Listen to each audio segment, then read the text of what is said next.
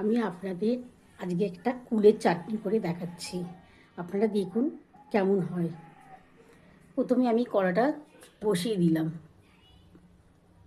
একটু গরম হয়ে গেলে আমি একটুখানি সর্ষের তেল দেবো, এক ফোঁটা, জাস্ট মানে কুলটা হালকা করে ভাজার জন্যে।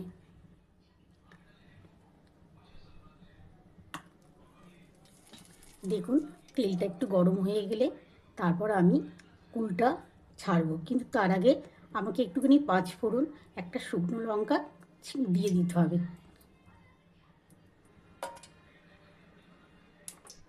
এই যে একটুখানি পাঁচফোড়ন দিয়ে দিলাম।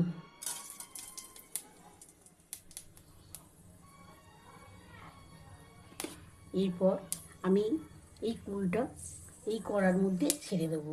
এই কুলটা ছেড়ে দিলাম কড়া।